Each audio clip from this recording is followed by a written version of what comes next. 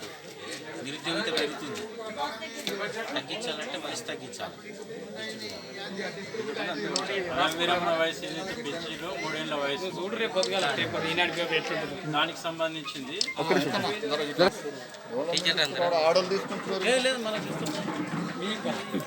అయితే 30% పిఆర్సీని ప్రకటించడం జరిగిందో, మరి ఆ పిఆర్సీ ప్రకటించడం వల్ల ఉద్యోగ ఉపాధ్యాయులందరికీ కూడా మేలు జరిగిందని హర్షం వ్యక్తం చేస్తూ, మరి అదేవిధంగా నిరుద్యోగులను దృష్టిలో పెట్టుకొని ఉద్యోగ వయస్సు పదవి విరమణ వయసు ఏదైతే పెంచడం జరిగిందో దానిపై గౌరవ ముఖ్యమంత్రి గారు మరొకసారి పునరాలోచించి నిరుద్యోగులను కూడా వాళ్ళకు కూడా అవకాశాలు కల్పించి ఉద్యోగస్తులుగా తీర్చిదిద్దాలని, వాళ్ళకు కూడా అవకాశాలు ఇవ్వాలని మేము ఉద్యోగస్తులుగా కోరుకుంటున్నాము.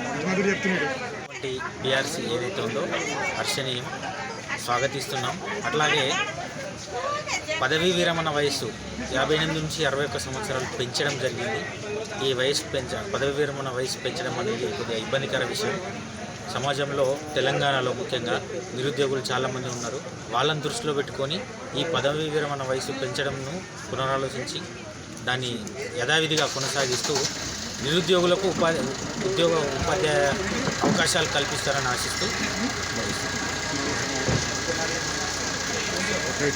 సార్, ఎవరో కొంతమంది నాయకులు రిటైర్మెంట్ దగ్గర ఉండి వాళ్ళ వయసును ఉపాధ్యాయులు అందరి రిప్రజెంటేషన్గా చెప్పడం కాదు. ఉపాధ్యాయుల్లో 90% మంది ఉపాధ్యాయులు రిటైర్మెంట్ పెంపుదలకు సిద్ధంగా లేరు. 61 ఏళ్లకు జీవన ప్రమాణాలు పెరిగినప్పటికీ మన భోజనాలు, మన అలవాట్ల వల్ల మన యొక్క శారీరక స్థాయినే తగ్గుతుంది. ఈ దశల్లో ఉపాధ్యాయులకు పదవి విరమణ వయసు పెంచడం దారుణం. ఆ ఏజ్లో విద్యార్థులకు సర్వీస్ కూడా ఇప్పుడున్నంత యాక్టివ్గా చేయలేం మనం. కాబట్టి ఈ పదవీ విరమణ పెంపు అనే ఆలోచన ఏదైతుందో దాన్ని తగ్గించి నిరుద్యోగులకు, విద్యార్థులకు మేలు చేయాల్సిందిగా ఉపాధ్యాయుల తరఫున, యువ ఉపాధ్యాయుల తరఫున మేము కోరుకుంటున్నాం.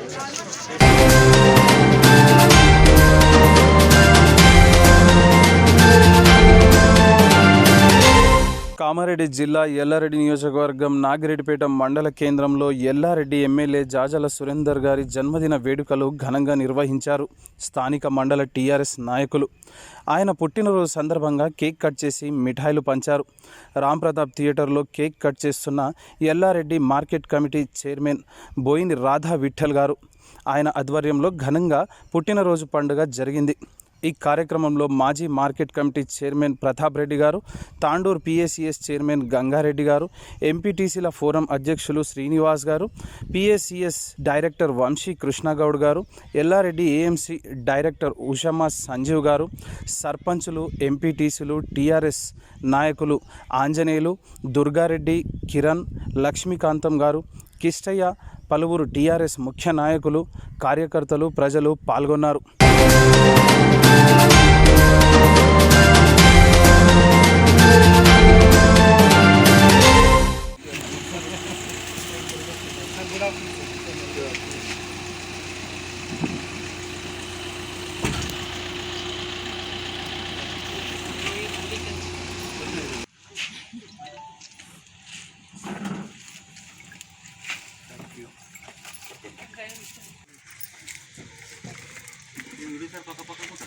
మాజీ సూపర్వైజర్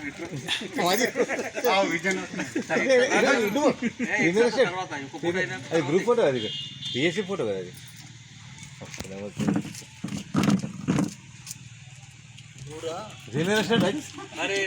జనరేషన్ ఏం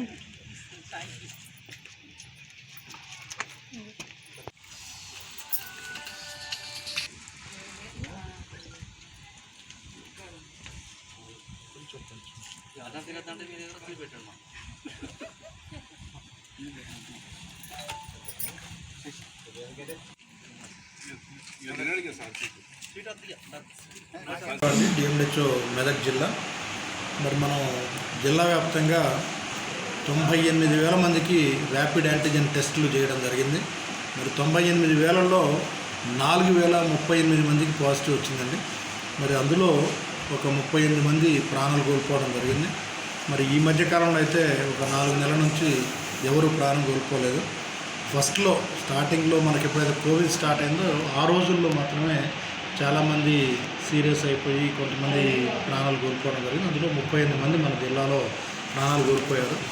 మరి ఈ మధ్యకాలంలో అయితే అంత సీరియస్ డిసీజ్ అయితే ఎవరికి రావడం లేదు. మరి దానికి తోడు ఏంటంటే మనం చేసిన టెస్టుల్లో ఈ నెల 15 రోజులు 2 నెలల నుంచి ఒక్కొక్క రోజు ఒక్క కేసు కూడా పాజిటివ్ రాని రోజులు చాలా ఉన్నాయి.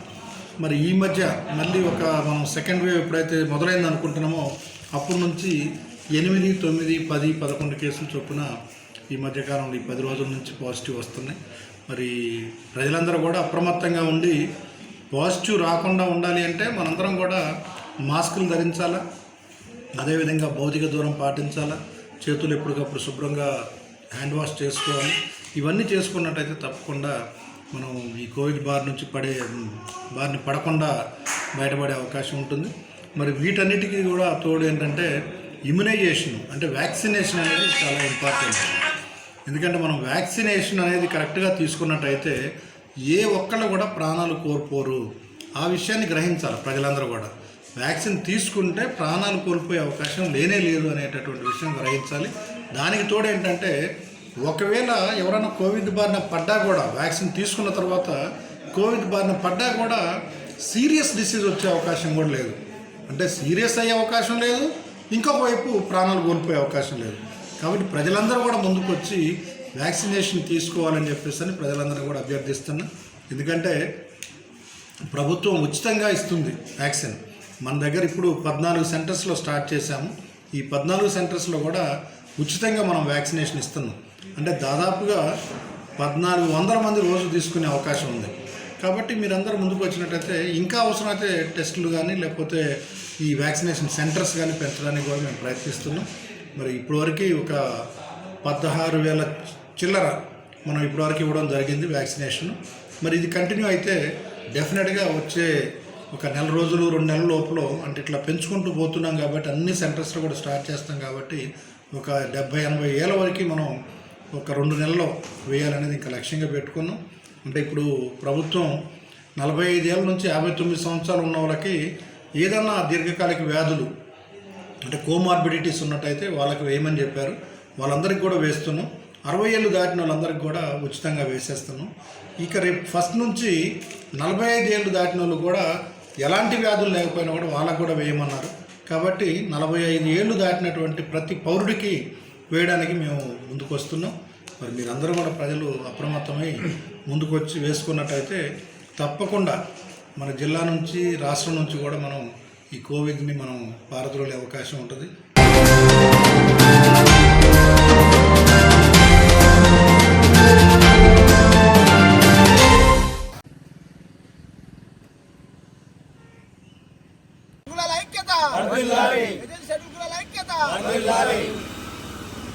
ఏజెన్సీ షెడ్యూల్ కులాల ఐక్యత, ఏజెన్సీ షెడ్యూల్ కులాల డిమాండ్లను, ఏజెన్సీ షెడ్యూల్ కులాల డిమాండ్లను, ఏజెన్సీ షెడ్యూల్ కులాల 3 ఎకరాల భూమి, ఏజెన్సీ షెడ్యూల్ కులాలకు 3 ఎకరాల భూమి, ఏజెన్సీ షెడ్యూల్ కులాలకు కంప్యూటర్ పాని, ఏజెన్సీ షెడ్యూల్ కులాలకు కంప్యూటర్ పాని, ఏజెన్సీ షెడ్యూల్ కులాలకు ఏజెన్సీ షెడ్యూల్ కులాలకు రైతు బంధు, ఏజెన్సీ షెడ్యూల్ కులాల ఐక్యత, ఎస్సీల ఐక్యత,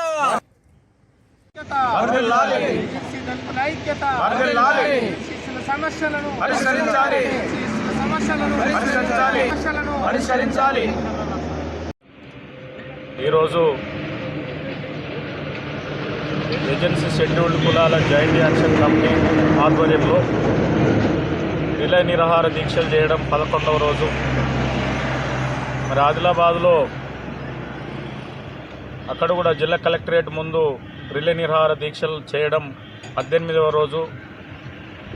ముఖ్యంగా ఈరోజు ఏజెన్సీ ప్రాంతంలో ఉన్నటువంటి షెడ్యూల్డ్ కులాల యొక్క ప్రధానమైన సమస్యలను ముందుంచి మేము పోరాటానికి దిగడం జరిగింది. అయితే ఈ ప్రాంతంలో నివసిస్తున్నటువంటి ఎస్సీ రైతులు చాలా ఆందోళనకరమైన పరిస్థితుల్లో ఉన్నారు. స్వాతంత్రంకు పూర్వం ఏ విధంగానైతున్నాయో ఇప్పుడు కూడా అదే పరిస్థితులు ఉన్నాయి. భారత రాజ్యాంగము అమల్లోకి వచ్చి 70 సంవత్సరాలు, ఈ దేశానికి స్వాతంత్రం వచ్చి 75 సంవత్సరాలు కావస్తున్నప్పటికీ కూడా ఈరోజు భారతరత్న డాక్టర్ బిఆర్ అంబేద్కర్ గారు మనకు సాధించి పెట్టినటువంటి ఎస్సీలకు సాధించి పెట్టినటువంటి 15% రిజర్వేషన్ ఈ ప్రాంతంలో అమల్లో లేకపోవడం చాలా బాధాకరమైన విషయమని సందర్భంగా తెలియజేస్తున్నాం.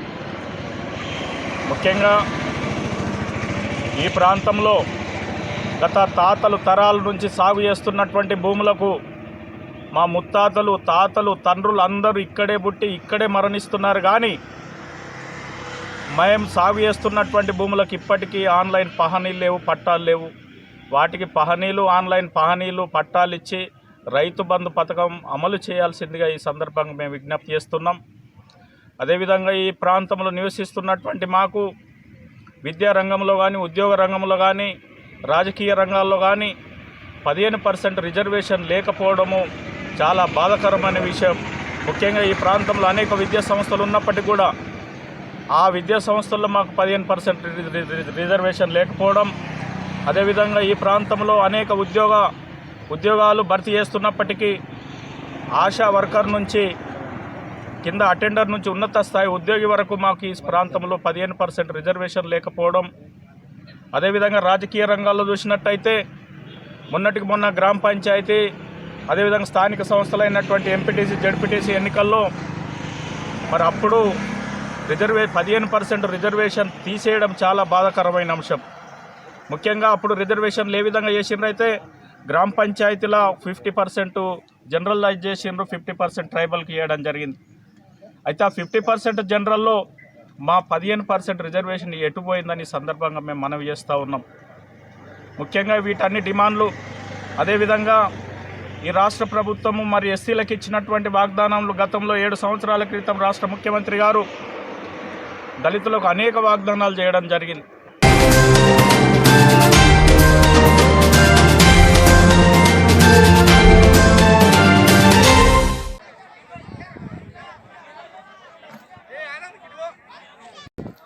వీడియో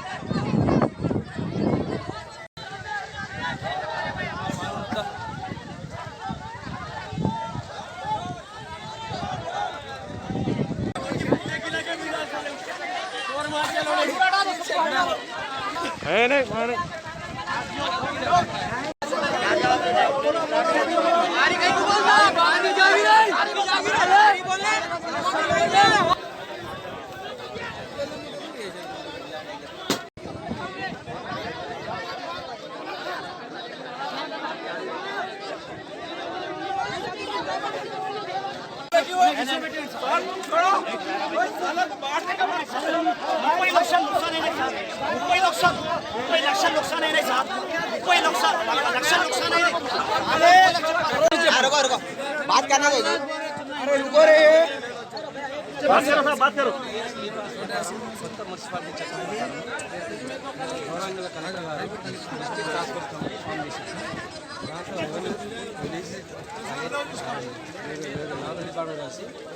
ఇల్లీగల్ లేవాడు కానీ ఇల్లీగల్ ప్రాసెస్ కానీ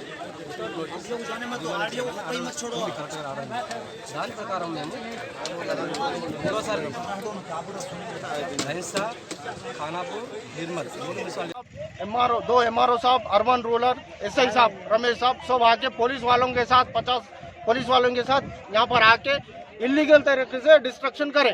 मैं उनको पूछा कुछ सभी आर्डर है क्या, बोलते खाली रिटर्न में कुछ भी नहीं है, खाली बोलने से कर दिए बोल रहे। जब से पूछ रहा हूँ फिर मैं उनको बोल के बोल रहा हूँ लिख के जियो साहब, आप तोड़ रहे ना, लिख के जियो मेरे को। एक बार तो लिख के भी नहीं दे रहे, पुलिस वालों से ढकलने लगा दे रहे, सामने आजू आके बात करने नहीं दे रहे।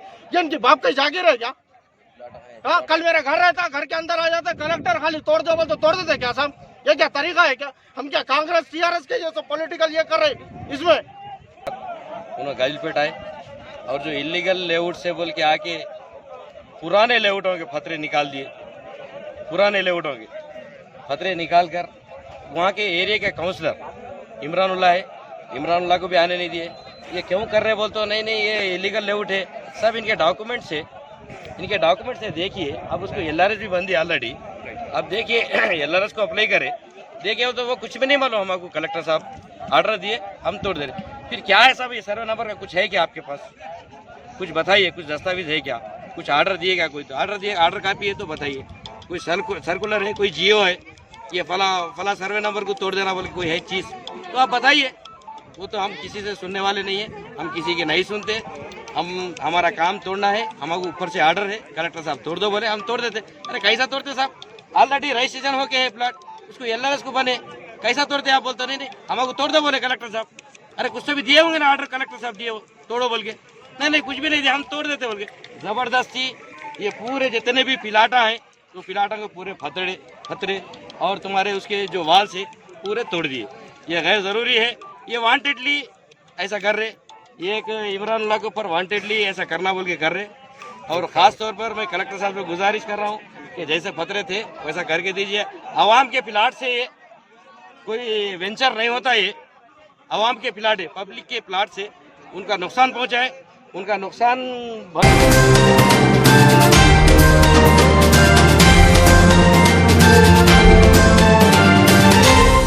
భోజనూరు ఇలంతకుంట మండల్.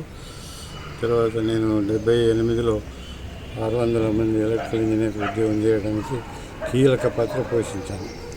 చెన్నారెడ్డి గవర్నమెంట్లో ఉన్నప్పుడు జంగారెడ్డి ఎమ్మెల్యే ఉండేది, ఆయన పట్టుకొని అసెంబ్లీలో క్వశ్చన్ వేయించి ఒకటేసారి 600 మందికి ఉద్యోగం చేయడానికి చేశాను. తర్వాత మొత్తం కొత్తగూడెం మండలం అని ఉన్నది కదా, దాన్ని నా పర్సనల్గా రిస్క్ తీసుకొని 10 పోల్లు ఉంటే 30 పోల్లు డ్రా చేసి అకౌంట్లో పెట్టుకొని ఆ మండలం మొత్తం డెవలప్ చేశాను. తర్వాత ఇది ఒకటి ఒక జనగాంలో ఒక అమ్మాయి, బీద అమ్మాయి, ఆమెను మొత్తం పేపర్కి ఇచ్చుకుంటే ఆమె స్పాన్సర్ చేసి ఆమెను ఇంజనీర్ చేసి పెళ్లి చేసేదాకా నింబడి ఉన్నాను. తర్వాత ఇది మా ఊళ్ళో 2 వాటర్ ట్యాంకులు, 2 మినరల్ వాటర్. ఏ ఊరు సార్? భోజనం. తర్వాత కొంచెం ఆగుదామా. తర్వాత మన ఒక జనగాం అమ్మాయిది అయితే రియల్లీ మిరాకిల్ అన్నట్టు. పేపర్లు వేసుకుంటే మర్చిపోయినాను నేను. మళ్ళీ హైదరాబాద్ నుంచి వస్తుంటే ఎవరో కార్లో పేపర్ చూస్తే ఆమెని మొత్తం జనగాం దగ్గర పెద్దమతి దగ్గర ఇంజనీరింగ్ కాలేజ్ జాయిన్ చేయించి ఆమె చదువంతా అయ్యే వరకు కాచిగూడల వైశ్య హాస్టల్ నుంచి ఒక 20 లక్షల శాంక్షన్ చేసి 25,000 ఇప్పించిన. నా దగ్గర కాంట్రాక్టర్ వాళ్ళ ఊరే, అతను మీరు చేస్తాను వాలంటరీగా ఆయన 1 లక్ష శాంక్షన్ చేసింది. కానీ అప్పుడు రాజశేఖర్ రెడ్డి వచ్చేసి ఫీజు మాఫ్ చేసేట్లని మొత్తం ఆమె పెళ్ళి ఉద్యోగం అయ్యేదాకా ఆమెను కాపాడినాను. మా ఊళ్ళో 2 వాటర్ ట్యాంకులు కట్టించినాను, 2 మినరల్ వాటర్ ప్లాంట్. ఒక ప్లాంట్ అయితే మంచిగా ఒక 4 లక్షలు సేవ్ చేసుకున్నారు వాటర్ ప్లాంట్ తోటి వాళ్ళు, ఊళ్ళో వాళ్ళు ఇంత కష్టపడ్డారు. ఈ సమాజ సేవ చేయడానికి గల కారణాలు ఏంటి సార్? ఎందుకు చేయాలనుకుంటున్నారు? 1 లక్ష రూపాయలు పెన్షన్ వస్తుంది. మా అబ్బాయి వెళ్ళి క్రికెట్ కలకట్టా ఉన్నది చేసి రిటర్న్ కాబట్టి మేము డబ్బులు ఏం చేయాలి, మన దగ్గర ఉండాలని అవసరం లేదు. మేము పోయినా కానీ మా కొడుకు వాళ్ళని చూసుకుంటాడు కాబట్టి నాకు మిగిలిన డబ్బులన్నీ సేవ్ చేస్తాను. ఎందుకంటే నేను కూడా చిన్నప్పుడు చదువుకున్నప్పుడు 5 మంది దగ్గర నేను హెల్ప్ తీసుకున్నాను. ఇప్పుడు 50 మంది చేయగలను.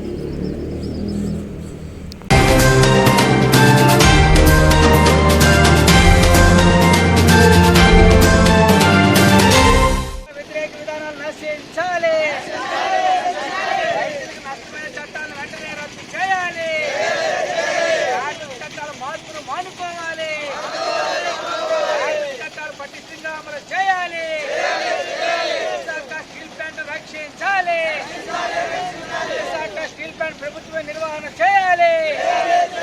విశాఖ స్టీల్ ప్లాంట్ సంస్థలను కేటాయించాలి. దేశవ్యాప్త బంద్ను జయప్రదం చేయండి. దేశవ్యాప్త బంద్ను జయప్రదం చేయండి. వాద్యలాలి కార్మిక పోరాటాలు, వాద్యలాలి కార్మిక పోరాటాలు. నరేంద్ర మోడీ ప్రజా వ్యతిరేక విధానాలు నశించాలి. నరేంద్ర మోడీ ప్రజా వ్యతిరేక నశించాలి.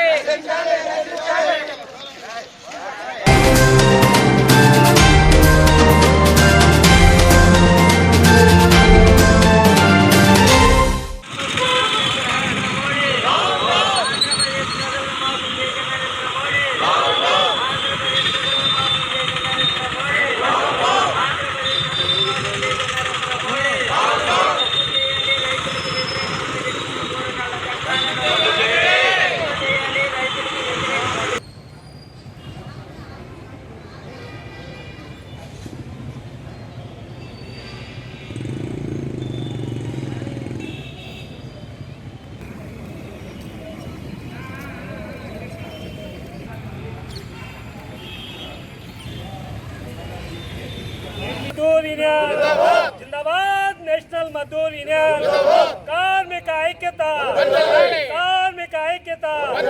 జిందాబాద్ నేషనల్ మజ్దూర్ యూనియన్ జిందాబాద్ నేషనల్ మజ్దూర్ యూనియన్ జిందాబాద్ నేషనల్ మజ్దూర్ యూనియన్ తీసారంట మీ వాళ్ళు తీసారులే ఇక్కడ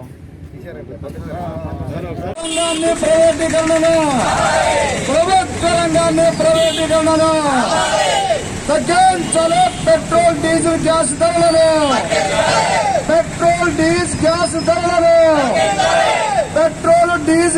ధరలను ప్రభుత్వ రంగాన్ని ప్రైవేటీకరణ చేసే విధానాలను వదలలే. ప్రజా పోరాటాలు వదలలే. కార్మిక కర్షక పోరాటాలు.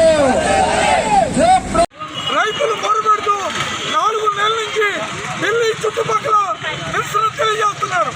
కానీ మోడీ గారు రోజు టీవీలో కనబడి ఈ చట్టాలు లాభం అని చెబుతున్నాడు. దేశంలో ఉండే రైతాంగం ఈ చట్టాలు నష్టం కాబట్టి ఈ చట్టాలు వెనక్కి తీసుకోవాలని వాళ్ళు ఆందోళన చేస్తూ ఉన్నారు.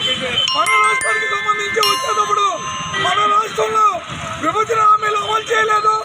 అలాగే ఎన్నికల్లో అనేక వాగ్దానాలు చేశారు మోడీ గారు. ఏ ఒక్క వాగ్దానాన్ని ఈ భారతదేశంలో ప్రజలకు అమలు చేయలేదు. అమలు చేయకపోవడమే కాదు, ఆంధ్రలో ఏకైక పెద్ద పరిశ్రమ విశాఖ ఉక్కు పరిశ్రమ. ఈ పరిశ్రమకు చరిత్ర ఉంది. 32 మంది అమరవీరులు పోరాటంతో వచ్చిన పరిశ్రమ. ఈ రోజు ఆ పరిశ్రమనే ముందు నిర్ణయానికి అన్ని రాజకీయ పార్టీలు కూడా ఈరోజు బంద్ ప్రకటించడం జరిగింది. దీనికి ముఖ్యంగా రైతులు 125 రోజుల నుంచి దీక్షలు చేస్తుంటే చట్టాలు చేసి వాళ్ళకి గిట్టుబాటు ధర లేకుండా చేయడం, అంతే కూడా గతంలో కూడా త్వరలో కూడా ఎరువుల రేటు కూడా భారీగా పెంచడం జరుగుతుంది కేంద్ర ప్రభుత్వం. అట్లాగే ఎప్పుడు కూడా బీజేపీ ప్రభుత్వం వస్తే రేట్లన్నీ కూడా సామాన్యులకు అందుబాటులో ఉంటాయని చెప్తారు. కానీ ఈ నరేంద్ర మోడీ గారు ముందు నిర్ణయంతో పెట్రోల్ కానీ డీజిల్ కానీ గ్యాస్ కానీ పప్పు దినుసులు కానీ విపరీతంగా రేట్లు పెట్టడం జరుగుతుంది. ఇంకోటి కాకుండా మన పరిశ్రమలన్నీ కూడా ప్రైవేటీకరణ చేయడం, ఆంధ్రుల హక్కు విశాఖ ఉక్కు అన్న నినాదంతో ఎంతోమంది ప్రాణత్యాగాలు చేసి విశాఖ ఉక్కును ఇచ్చేస్తే దాన్ని ప్రైవేటీకరణ చేయడం మోడీ గారి మొండితనానికి ఒక నిదర్శనం తెలియజేపట్టుకుంటూ, అంతేకాకుండా ఈ రోజున విశాఖ ఉక్కు ప్రాణాల త్యాగాలు చేసి భూములు ఇచ్చిన రైతులకి నష్టపరిహారం కూడా ఇవాళ ఖచ్చితంగా అమలు జరగలేదు. అలా కొంతమంది ఉద్యోగాలు కూడా ఇవ్వాల్సిన బాధ్యత ఉంది. అవన్నీ పక్కన పెట్టి దీన్ని మొండిగా ప్రైవేటీకరణ అనేది సాధ్యపడే విషయం కాదు. అన్ని రాజకీయ పార్టీలు కూడా ఏకతాటి మీదకి వచ్చి మనం ఈ దీక్షలు గట్టిగా చేసి ఉక్కు ప్రైవేటీకరణ ఆపాలని కోరుకుంటూ, అట్లాగే రైతులకు కూడా గిట్టుబాటు ధర విషయంలో కానీ రైతులు చాలా నష్టపోతున్నారు. 125 రోజులు చేస్తున్నారు. రైతు సంఘాలన్నింటి కూడా మోడీ గారి పెడచెవిని పెట్టి మొండి వైపు వెళ్తాం కూడా ఈ రాజకీయ పార్టీ తరఫున అన్ని కూడా మేము గట్టిగా ఖండిస్తున్నాం. ఈరోజు ఈ బంద్కు మద్దతు ఇచ్చిన వ్యాపారస్తులు అందరూ కూడా మాకు సహకరించాలని కోరుకుంటూ సెలవు తీసుకుంటాం. అన్ని పక్షాల వారికి హృదయపూర్వక నమస్కారాలు.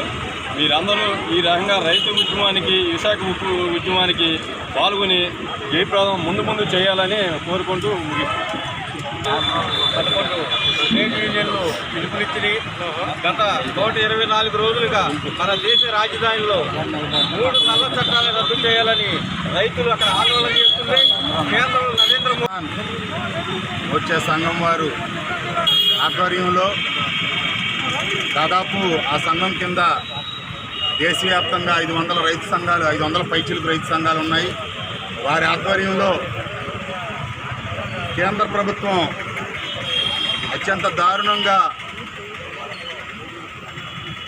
రైతే రాజు అనే నినాదాన్ని పక్కన పెట్టి రైతుల నడ్డి విడిచే విధంగా ఈ రైతు వ్యతిరేక చట్టాలను తీసుకురావడమే కాకుండా తీసుకొచ్చి దానికి వ్యతిరేకంగా రైతులు దాదాపు 120 రోజుల నుండి కూడా ఢిల్లీ చుట్టుపక్కల ప్రాంతాల్లో రోడ్డు మీద 120 రోజుల నుండి కూడా వంట చేసుకుంటూ అదే రోడ్డు మీద ఉండి ఢిల్లీకి వెళ్ళటానికి ప్రయత్నం చేస్తూ ఉన్నారంటే ఆ ఉద్యమం ఎంత తీవ్ర రూపం దాల్చిందో దేశ ప్రజలందరూ కూడా అర్థం చేసుకోవాలని చెప్పి తెలియజేస్తూ ఉన్నా. ఈ రైతులకి ఆ చుట్టుపక్కల ఉండే స్థానిక ప్రజలందరూ కూడా మద్దతు ఇస్తూ ఉన్నారు. అదేవిధంగా ఈ రైతు వ్యతిరేక చట్టాలకి భారతదేశం అంతటా కూడా రైతు తీవ్రంగా ఉన్నది. కేంద్ర ప్రభుత్వం లాభ నష్టాలతో సంబంధం లేకుండా అమ్మేస్తారని చెప్తూ ఉంది. ఇది చాలా దుర్మార్గమైంది. చాలా లక్షలాది మంది కార్మికులు 3 లక్షల కోట్ల రూపాయలు విలువైనటువంటి విశాఖ ఉక్కుని తక్కువ రేటుకి ప్రైవేట్ వాళ్ళకి అమ్మి కార్పొరేట్ శక్తులు మూడిగం చేయడానికి బీజేపీ ప్రభుత్వం ఉంది. అందుకనే విశాఖ ఉక్కు ఇది ఆంధ్రుల హక్కు. అందుకని అడుగుతాము. అదేవిధంగా అనేక రకమైన పేద ప్రజలను దోచుకునే విధి విధానాలతో నరేంద్ర మోడీ చెప్పే మాట ఏంటంటే ప్రపంచ దేశాలతో మన యొక్క ఇండియా పోటీ పడాలంటారు. ప్రతిరోజు రేట్లు పెంచుకుంటూ డీజిల్ రేట్లు పెట్రోల్ రేట్లు పెంచుకుంటూ వెళ్ళిపోతుంది. ఖర్చులు ఏ విధంగా మనకు తగ్గుతుంది. అదేవిధంగా స్క్రాప్ పాలసీని తీసుకొస్తున్నారు. రోజుకు ఒక చట్టాన్ని తీసుకొచ్చి ఏ చట్టం తీసుకొచ్చినా సరే పేద ప్రజలకి, సామాన్యులకి, రైతులకి ఎటువంటి సమస్యలకి కూడా ప్రయోజనం చేరకుండా వారి యొక్క నినాదం ఒకటే, ఎప్పుడైనా సరే అదాని అంబానీలు సుఖంగా ఉంటే చాలు, ప్రతి వ్యవస్థలో కూడా అదాని అంబానీ చేతుల్లో కట్టబెట్టే ప్రయత్నాలు చేస్తా ఈ పేద ప్రజల్ని అనేక రకమైన ఇబ్బందులకి గురి చేస్తున్నారు. రాబోయే రోజుల్లో కనుక ముక్క కంఠముతో ప్రతి ఒక్కరు కూడా ఈ యొక్క విధి విధానాలను ప్రజల్లోకి తీసుకెళ్లి వారి యొక్క నరేంద్ర మోడీ గారి దుర్మార్గ విధానాలను కనుక మనం ఖండించిన పక్షంలో మన భావితరాల భవిష్యత్తు కూడా అంధకారంలోకి వెళ్ళిపోతుందని ఇక్కడికి వచ్చేసిన ప్రతి ఒక్కరికి తెలియపడుతున్నాను. ఈ బంధుకు సహకరించిన ప్రతి ఒక్కరికి కూడా హృదయపూర్వక అభినందనలు తెలుపుతూ ఈ యొక్క బంధువులు జయప్రదం చేయవలసిందిగా కోరుతున్నానండి. ఈ దేశాన్ని ప్రపంచ దేశాలు అత్యంత హీనంగా చేస్తున్న వ్యక్తి, ఏకైక వ్యక్తి ఎవరంటే నరేంద్ర మోడీ. భారతదేశాన్ని అల్లసాగి చూస్తున్నాడు. అటువంటి వ్యక్తికి మన ప్రధానమంత్రిగా ఎన్నుకున్నాం. ఇప్పటికైనా ప్రజలు గుర్తించి ఈ నరేంద్ర మోడీ యొక్క అరాచకాలను నశించి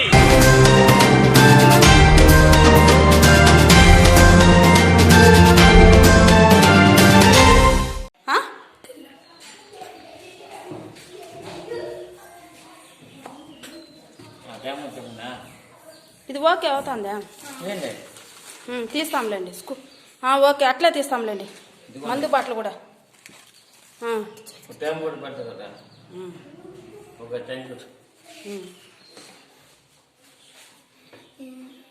వెరీ గుడ్. అదొకటి తీయండి. ఓకేనా? ఇంకేం కాదు చెప్పండి.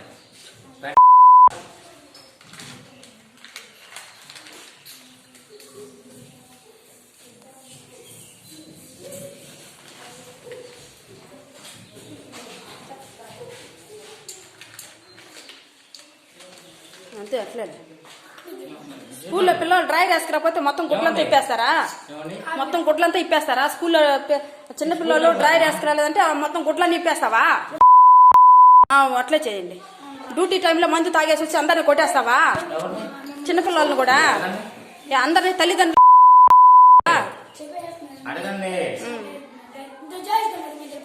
ఏరా ఏమన్నాడా? చెప్పు ఏమన్నాడా? చెప్పురా ఏమన్నాడా? భయపడకుండా చెప్పు ఏమన్నాడు చెప్పు. నేను ఉన్నాను, రేపటి నుంచి అమ్మేసారు వస్తాను. ఏమన్నాడా? మొత్తం గుడ్లంతా తీసేసినాడా? ఇంకేమన్నాడు మళ్ళా?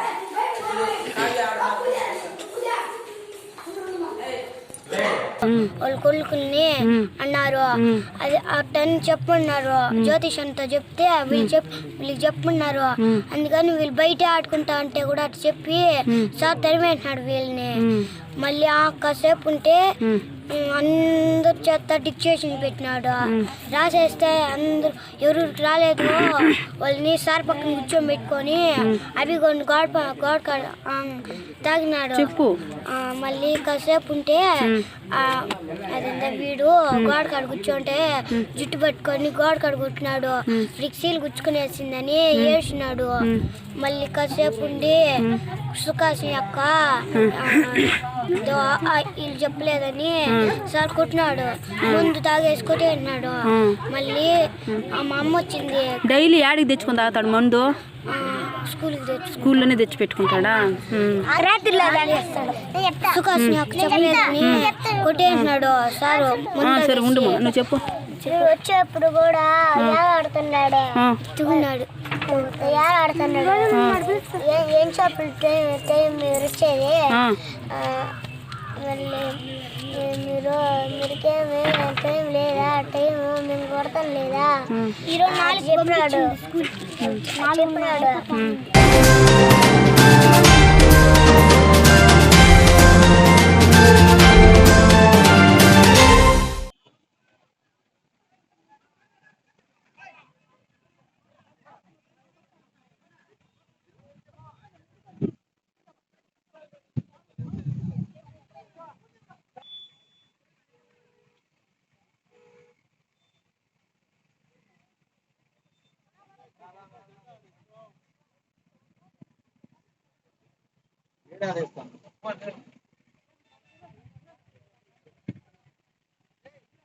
చేస్తున్నాము ఎందుకంటే భారతదేశం మొత్తం ఈరోజు అల్లకల్లాడిపోతుంది కాబట్టి ఈరోజు దేశవ్యాప్తంగా కానీ రాష్ట్ర వ్యాప్తంగా కానీ బంద్ నిర్వహిస్తున్నారు. ఈ బంద్కు కాంగ్రెస్ నాయకులు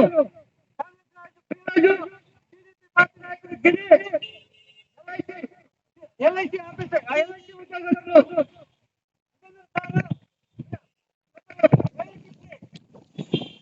ధన్యవాదాలు తెలుపుతున్నాము. ఈ రోజు వామపక్షాలు అందరూ కలుసుకొని ఏఐటీసీ గాని సిఈటీ గాని ఎల్ఐసి గాని పోస్టర్లు గాని అన్ని యూనియన్ నాయకులతో ఈ రోజు రోడ్డుపైకి వచ్చారు. రోడ్డుపైకి రావడం కారణం ఏంటంటే ఈ రోజు బీజేపీ చేస్తుందంటే మంది వైఖరి వల్ల ఈ రోజు మనం రోడ్డుకి రావాల్సి వచ్చిన పరిస్థితి పట్టింది. ఈ రోజు మనం చూస్తున్నాము. ఈ రోజు మన రాష్ట్రంలో విశాఖ ఉక్కు ఆంధ్ర హక్కు అంటే విశాఖ హక్కుని ప్రైవేటీకరణ ఆపాలని చెప్పేసి ఈ సందర్భంలో అందరూ ఇక్కడ విచ్చేశారు. ఈ రోజు విశాఖపట్నం 1967లో ప్రారంభమైంది. ఎందుకంటే ఆ రోజు యువకులందరూ పోరాటాలు చేశారు. పోరాటాలు చనిపోయిన వాళ్ళు చాలా మంది 32 మంది చనిపోయారు.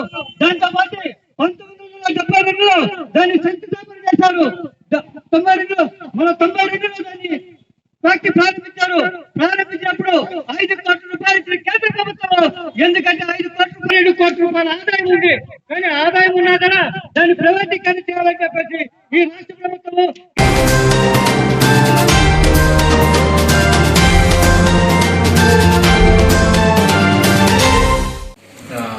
యూజువల్గా మనకి యూజువల్గా స్టోన్స్ కారణం అవడానికి వాటర్ తీసుకోపోవటం, ఎక్కువ నాన్ వెజ్ తీసుకోవడం అట్లా ఉంటుంది. కానీ చిన్నపిల్లలకి కనుక వచ్చింది అంటే ఏదో ఒక మెటబాలిక్ అబ్నార్మాలిటీ అంటారు. మెటబాలిక్ అబ్నార్మాలిటీ అంటే స్టోన్ కాజ్ చేసే కొన్ని కారకాలు ఉంటాయి. కాల్షియం ఎక్కువ ఉండడము, ఆక్సిలేట్ ఎక్కువ ఉండడము, యూరిక్ యాసిడ్ ఎక్కువ ఉండడము, లేదంటే ఇన్ఫెక్షన్ వల్ల కూడా స్టోన్స్ వస్తాయి. సో ఈవెన్ సిస్టిన్ ఎక్కువ ఉండడము, ఈ కారణాలు ఉంటాయి. అంటే ఏదో ఒకటి బాడీలో బ్లడ్ లో ఏదో ఒక కారకం కొంచెం ఎక్కువ ఉండే ఛాన్సెస్ ఉంటాయి. ఎందుకంటే వాళ్ళకి 1 year లో వచ్చిందంటే వాడు చిన్నప్పటి నుంచే ఎప్పటి నుంచి అంత పెద్ద రాళ్ళు వచ్చినట్టు చిన్నప్పుడు పుట్టుకతోనే దాదాపు ఉంటుంది. సో ఇక్కడ నుంచి దీని నుంచి మన లేజర్ ఫైబర్ లోపలికి వెళ్తుంది. అక్కడ ఉండే స్టోన్ చూసి దాన్ని బ్లాస్ట్ చేస్తాం. మంత్రాలయం మండలం ఒకరు గ్రామం నుంచి వచ్చినాను సార్. మా బాబుకు 1 year తర్వాత నుంచి జ్వరం వచ్చేది ఎక్కువైంది. ఎక్కడెక్కడ చూపించినా కూడా కరెక్ట్గా రిజల్ట్ చెప్పలేదు. నేను కిమ్స్ హాస్పిటల్కి వచ్చాను. ఇక్కడ సార్ మనసారి కన్సల్ట్ అయితే బాబు స్టార్టింగ్లో ఫీవర్ ఎక్కువ ఉంది సార్. అది అంటే మనసారి నుండి సిటీ స్కాన్ ద్వారా చూద్దామని చెప్పారు. నేను సిటీ స్కాన్ ద్వారా చూస్తే అందులో బాబుకి ఇన్ఫెక్షన్ ఎక్కువగా ఉంది, కిడ్నీస్లో స్టోన్స్ ఉన్నాయన్నారు. దాని తర్వాత సార్ ఉండి సర్జరీ చేసి స్టంట్ వేసి first of all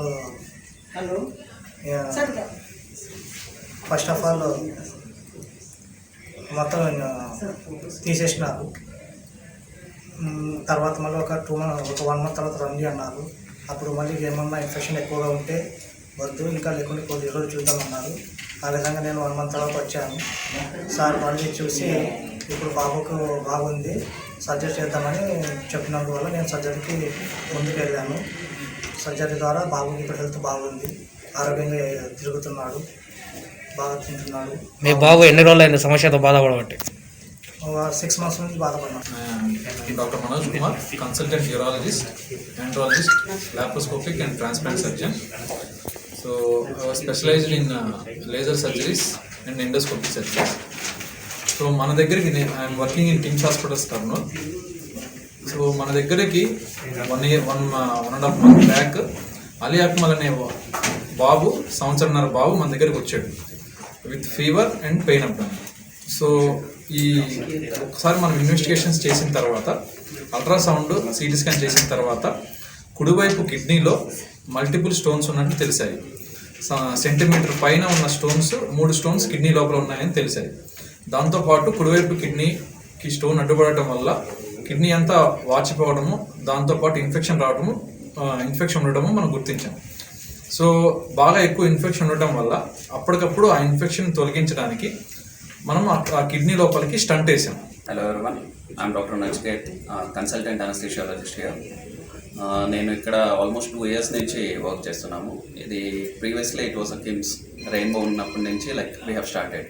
so basically ఇది పీడియాట్రిక్ హాస్పిటల్ కాబట్టి we get lot of paediatric cases అనమాట. అంటే newborns, just born babies నుంచి కూడా మేము టేకప్ చేస్తాం.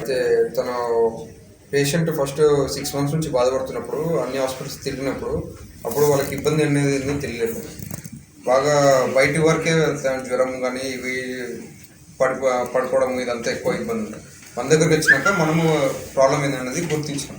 అది గుర్తించాక ప్రాబ్లం ఎంత ఉంది, రాళ్ళు ఉన్నాయని చెప్పినాక రాళ్ళు ఎంత ఉంది.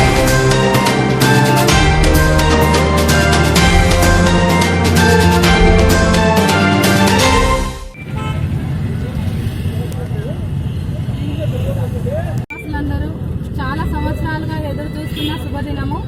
మనకి ఏదైతే మన నిర్లక్ష్యానికి గురి కాబడిన రాయలసీమ జిల్లాలో ఒకటైన కర్నూలుకి న్యాయం జరగడంలో తొలిమెట్టుగా ఈరోజు మన విమానాశ్రయానికి ఉయ్యాలవాడ నరసింహారెడ్డి గారి పేరు పెట్టడం జరిగింది. మన ప్రీతమ ముఖ్యమంత్రి గారు ప్రథమ స్వాతంత్ర పౌరుడైనటువంటి ఉయ్యాలవాడ నరసింహారెడ్డి గారి పేరును మేము ఆల్రెడీ మా ఏ క్యాంపులోనే ఈ ఉయ్యాలవాడ సర్కిల్గా మేము నామకరణం చేసి 5 ఏళ్ల ముందు నుంచే ఈ విగ్రహాన్ని మేము ఇక్కడ మా ఏ క్యాంప్ అసోసియేషన్ వాళ్ళు విగ్రహాన్ని ప్రతిష్ఠించి ప్రతి సంవత్సరము ఆయన యొక్క వర్ధంతి ప్లస్ జయంతి వేడుకలు జరుపుకుంటున్నారు. ఇందులో మన కర్నూలు వాసులు గర్వించదగిన విషయంగా జగన్మోహన్ రెడ్డి గారు కూడా ఈ ఎయిర్పోర్ట్కి ఉయ్యాలవాడ నరసింహారెడ్డి పేరుని నామకరణం చేయడం మేము చాలా ఆనందంగా సంబరాలు జరుపుకుంటూ ఈరోజు ఏ క్యాంప్లో మా ఎమ్మెల్యే రాజస్థాన్ గారు చేయడం జరిగింది. పూలమాలతో సత్కరించి ఉయ్యాలవాడ నరసింహారెడ్డి విగ్రహం దగ్గర మా ఏ క్యాంప్ కార్యక్రమాన్ని విజయవంతం చేశారు. కర్నూలు ఎయిర్పోర్టుకి ప్రారంభించడానికి వచ్చిన గౌరవ ముఖ్యమంత్రి వర్యులు శ్రీ వైఎస్ జగన్మోహన్ రెడ్డి గారు మన కర్నూలులో త్యాగం చేసిన గొప్ప వీరుడు నరసింహారెడ్డి గారిని ఈరోజు ఎంత గొప్పగా చెప్పారో మనం అందరం విన్నాము. మరియు మరొక్కసారి ఆ మహామనిషి త్యాగానికి బలిదానానికి ఈరోజు గుర్తింపు ఇచ్చినందుకు గౌరవ ముఖ్యమంత్రి వర్యులకు ధన్యవాదాలు తెలుపుతూ ఇక్కడ విగ్రహానికి పూలమాల వేసి ఆయనకు మరొకసారి ఆయనకు ఒకవైపు నివాళులర్పిస్తూ రెండో వైపు ఆయన గురించి గొప్పగా అనుకునే అభిమానులు లక్షలాది కోట్లాది సంఖ్యలో ఉన్నారు. వాళ్ళకందరికీ కూడా ఈరోజు చాలా సంతోషమైన విషయము ఆయన పేరు మన విమానాశ్రయానికి పెట్టడం. ఎందుకంటే విమానాశ్రయం పేరు ఎట్లాంటిదంటే యావత్ ప్రపంచంలో దాని గురించి ఒక చర్చ జరుగుతుంది. దాని గురించి ఆ పేరు గురించి ఎందుకు పెట్టారు ఏమి అనేది కూడా చాలామంది ఆలోచిస్తారు. అది చిరస్థాయిగా నిలబడిపోతుంది. కాబట్టి ఆ మహా మనిషికి ఆ మహానుభావునికి త్యాగానికి ఈరోజు కరెక్ట్గా ఆయనకు తగిన గుర్తింపు గౌరవ ముఖ్యమంత్రి వర్యులు ఇచ్చారని చెప్పి ఆయనకు కూడా ధన్యవాదాలు చెప్తున్నాను.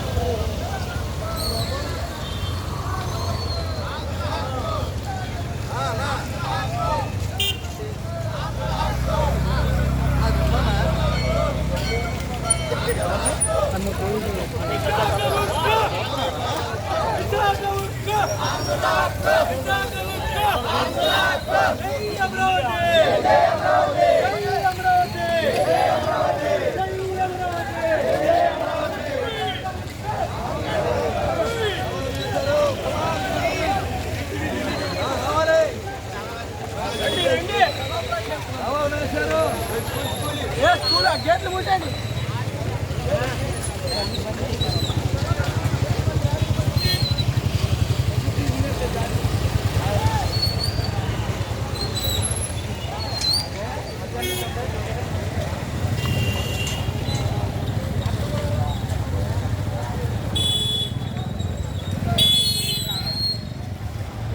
విశాఖ ఉక్కు విశాఖ ఉక్కు ఏ రాష్ట్రం జై అమరావతి విశాఖ ఉక్కు విశాఖ ఉక్కు విశాఖ ఉక్కు విశాఖ ఉక్కు విశాఖ ఉక్కు విశాఖ ఉక్కు రద్దు చేయాలి వ్యవసాయ చట్టాలను రద్దు చేయాలి వ్యవసాయ చట్టాలను రద్దు చేయాలి వ్యవసాయ చట్టాలను రద్దు చేయాలి నల్ల చట్టాలను రద్దు చేయాలి నల్ల చట్టాలను విశాఖ ఉక్కు విశాఖ ఉక్కు విశాఖ ఉక్కు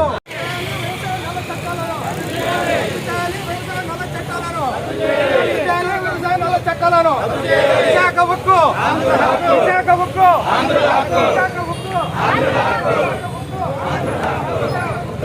విశాఖ ఉక్కు చేయాలి వ్యవసాయ నల్ల చట్టాలను చేయాలి వ్యవసాయ నల్ల చట్టాలను చేయాలి వ్యవసాయ నల్ల చట్టాలను విశాఖ ఉక్కు నల్ల చట్టాలను విశాఖ ఉక్కు విశాఖ ఉక్కు విశాఖ ఉక్కు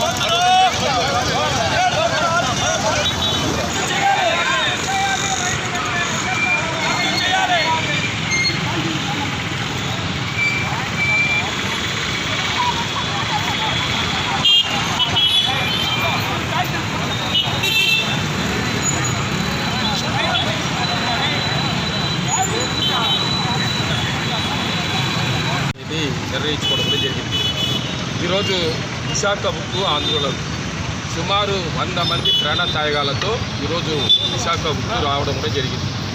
దానికి క్యాపిటల్ మైన్స్ లేదని ఏదో సాకులు పెట్టి దాన్ని ప్రైవేటు పరం చేయాలనే ఉద్దేశంతో ఇప్పుడున్న కేంద్ర ప్రభుత్వం చేస్తూ ఉంది. దానికి నిరసనగా ఈరోజు దీన్ని చేస్తున్నాం.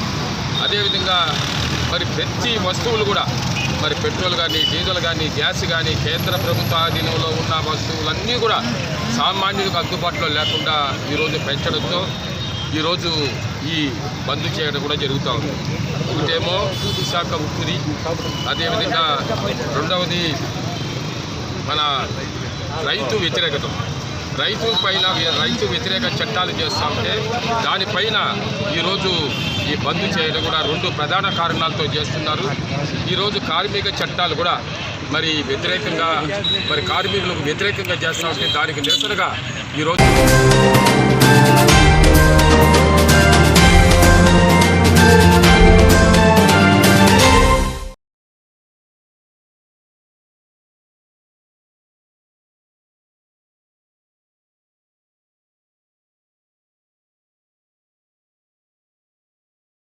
ఈరోజు దేశవ్యాప్తంగా జరిగే బంద్కు మద్దతునివ్వండి. ఈరోజు దేశవ్యాప్తంగా జరిగే బంద్కు మద్దతునివ్వండి. ఈరోజు దేశవ్యాప్తంగా జరిగే బంద్కు మద్దతునివ్వండి. విశాఖ ఉక్కు, విశాఖ స్టీల్ ప్లాంట్ ప్రైవేటీకరణ ఆపాలి. విశాఖ స్టీల్ ప్లాంట్ ప్రైవేటీకరణ ఆపాలి.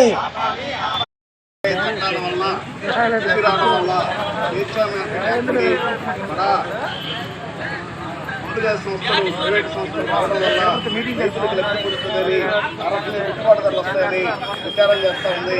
వాస్తవానికి అదానీ, అంబానీ లాంటి కంపెనీలు ముందుగా వచ్చి రైతులు పండించేటువంటి పంటలు ఏదైతే నరేంద్ర మోడీ 3 వ్యవసాయ నల్ల చట్టాలు తెచ్చాడో మరి ఈరోజు ఢిల్లీ రైతులు గత 120 కూర్చోండి కూర్చోండి కూర్చోండి కూర్చోండి.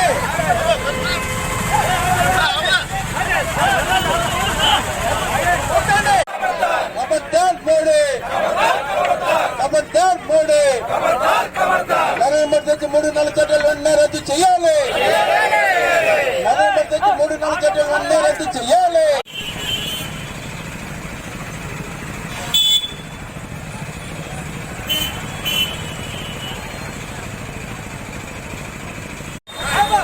మీ ఆటో ఏమయ్యా?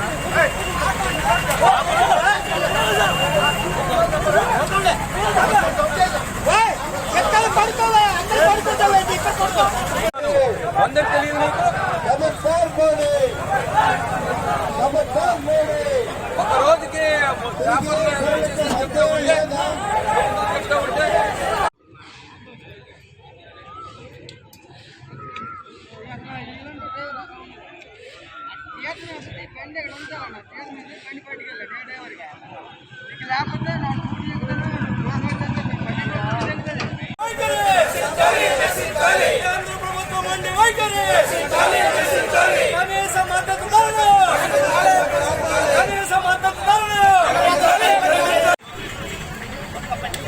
ఈరోజు దేశవ్యాప్తంగా 500 రైతు సంఘాలు పిలిపించే భారత బంద్ కోసం. ఆ బంద్కి దేశంలో ఉన్నటువంటి మోడీ, బీజేపీ తప్ప మిగిలినటువంటి అన్ని రాజకీయ పార్టీలు, అదేవిధంగా వివిధ ప్రజా సంఘాలు, కార్మిక సంఘాలు, ఉద్యోగ సంఘాలు, బ్యాంకు సంఘాలు అందరూ కూడా దీనికి మద్దతు తెలియజేశారు. ఎందుకంటే ఈ 3 నల్ల చట్టాలు భవిష్యత్తులో అమలు జరిగితే రైతులకి గిట్టుబాటు ధర ఉండదు. అదేవిధంగా వాళ్ళ పంటల్ని మౌలిక సంస్థలు పెద్ద ఎత్తున కొనుగోలు చేసి వాటిని నిల్వ చేసి సామాన్యులకి, మధ్యతరగతి ప్రజలకి ఎక్కువ ధరలకి అమ్మేటటువంటి పరిస్థితి ఉంటుంది. అదేవిధంగా స్వేచ్ఛ వాణిజ్యం పేరుతో ఓ ప్రక్క రైతులకు గిట్టుబాటు ధర లేకుండా చేయడం, మరో ప్రక్క సామాన్యులకు పెద్ద ఎత్తున ఎక్కువ ధరలకు అమ్మేటువంటి పరిస్థితి తీసుకురావడం, ఆ రకంగా రిలయన్స్ లాంటి, అదానీ లాంటి కంపెనీల యొక్క వ్యవసాయ మార్కెట్ మీద గుత్తాధిపత్యం సంపాదించి రేపు ఆహార కొరత కూడా దేశంలో ఏర్పడేటువంటి పరిస్థితులు రాబోతా ఉన్నాయి. అందువల్ల ఈ 3 నల్ల చట్టాలు రద్దు చేసేంత వరకు మేము వెనక్కి వెళ్ళము. మోడీ అయినా గద్దె దిగాలి, లేదంటే ఈ 3 నల్ల చట్టాలని వెనక్కి తీసుకునేంత వరకు మేము వెనక్కి వెళ్లే పరిస్థితే లేదని రైతులు పెద్ద ఎత్తున ఉద్యమిస్తా ఉన్నారు. ఈ పోరాటం పైన పెద్ద ఎత్తున మోడీ ప్రభుత్వం చాలా కుట్రపూరితంగా, అత్యంత దుర్మార్గంగా, అత్యంత హేయంగా దీని వెనకాల ఖలిస్తాన్వాదులు ఉన్నారని, చైనా ఏజెంట్లు ఉన్నారని, కెనడా ఏజెంట్లు ఉన్నారని, కమ్యూనిస్టులు ఉన్నారని, తీవ్రవాదులు ఉన్నారని, ఇది అసాంఘిక శక్తులు సృష్టిస్తున్నటువంటి సృష్టి అని పెద్ద ఎత్తున ప్రచారం చేస్తా ఉన్నారు. వాటన్నిటినీ తిప్పుకొడుతూ రైతులు 120 రోజులుగా పోరాటాన్ని ఉధృతం చేస్తా ఉన్నారు. వాళ్ళకి సంఘీభావంగా దేశంలో ఉన్నటువంటి వివిధ వర్గాల ప్రజలు మద్దతు తెలియజేస్తా ఉన్నారు. స్వచ్ఛందంగా బంద్లో అన్ని వర్గాల ప్రజలు పాల్గొంటా ఉన్నారు. ఖచ్చితంగా ఇది మరో స్వతంత్ర పోరాటానికి ప్రజలందరూ సమాయత్తం కావడానికి ఉద్యమంగా మలకబడతా ఉంది. మోడీ ప్రభుత్వం ఈ 3 నల్ల చట్టాలు రద్దు చేయకపోతే ఎంతటి పోరాటానికైనా రైతులు, కార్మికులు, ఈ దేశంలో ప్రజలు సిద్ధపడతారని ఈ సందర్భంగా మోడీ ప్రభుత్వాన్ని హెచ్చరిస్తున్నాం. నా పేరు పోలా ఈశ్వరరావు, అఖిల భారత రైతు కూలీ సంఘం. కూడా నిన్నటితో క్లోజ్ అయిపోయినాయి. అంటే నియంతృత్వ ధోరణిలో ఇవాళ అంబానీల్ని, అదానీల్ని, వీళ్ళనే ఒక్కల్నే చూడాలనే ఆలోచనతో మరి ఆర్థిక నేరస్తులందరినీ కూడా సంవత్సరం కాలంలోనే వాళ్ళందరినీ కూడా మేము చట్టపరమైన చర్యలు తీసుకుంటాం. విదేశీ దేశాల నుంచి కూడా ఏదైతే మన డబ్బు ఉందో, నల్ల డబ్బు విదేశాల్లో ఉందో దాన్ని కూడా తీసుకొచ్చి ఆర్థిక వ్యవస్థను బలోపేతం చేస్తామని చెప్పిన ప్రధానమంత్రి 7 సంవత్సరాలు అవుతా ఉంది. ఈ 7 సంవత్సరాల్లో మీరు ఆర్థిక నేరస్తుల గురించి ఏమాత్రం చర్యలు తీసుకున్నారు? మిమ్మల్ని ఇంకా ఎవరు నమ్ముతారు? కనీసం ఇప్పుడు రైతుల విషయంలో కూడా మీకు ఎందుకెంత నిరంకుశత్వం, ఎందుకెంత మొండిపట్టు? ఖచ్చితంగా చెప్తున్నాను, ప్రజాస్వామ్యంలో ఇంతకన్నా నియంతృత్వ నేతలు ఉన్నారు. వాళ్ళు కూడా చరిత్రలో కాలగర్భంలో కలిసిపోయారు. ఇప్పటిది ఒకటే డిమాండ్ చేస్తా ఉన్నా, హెచ్చరిస్తా ఉన్నాం. మోడీ అండ్ కంపెనీకి, కేంద్ర ప్రభుత్వానికి, ఇవాళ భారతీయ జనతా పార్టీకి మీరు ఇలాంటి చర్యలు తీసుకొని దేశమంతా కూడా కాషాయం చేయాలనుకుంటే మీకు ఎక్కడ కూడా ఏమీ జరగదు. మీ కళ్ళ కూడా నిజం కావు. ఇప్పటికైనా మీరు దిగొచ్చి రైతుల సమస్యలు పరిష్కరించండి. అక్కడ రైతు ఉద్యమం మీరు అనుకుంటా ఉన్నారు, అక్కడ 4 రాష్ట్రాలని ఇవాళ దేశ వ్యాప్తంగా అన్ని సామాజిక వర్గాలు కూడా, అన్ని రాజకీయ పార్టీలు కూడా రైతుల సమస్యల పట్ల ఇవాళ సానుభూతితో ఉన్నాయి. వచ్చే ప్రతి ఎన్నిక కూడా మీకు ఖచ్చితంగా మీకు తిరుగులేని ఓటమి కింద వస్తుంది. అంచేత మీరు ఏదో కళ్ళగంటున్నారో మీరు అది మానేసి రైతుల సమస్యల్ని ఇప్పటికే పరిష్కారం చేయాలి. కనీస మద్దతు ధరకి చట్టబద్ధత కల్పించాలి. ఏదైతే 3 నల్ల చట్టాలు ఉన్నాయో వాటిని రద్దు చేయాలి. మీరు ఎందుకింత నియంతృత్వంతో వ్యవహరిస్తున్నారో అర్థం కావటం లేదు. అది అయ్యే వరకు కూడా ఈ భారతదేశం కల్లోలంగానే ఉంటుందని హెచ్చరిస్తా ఉన్నాం.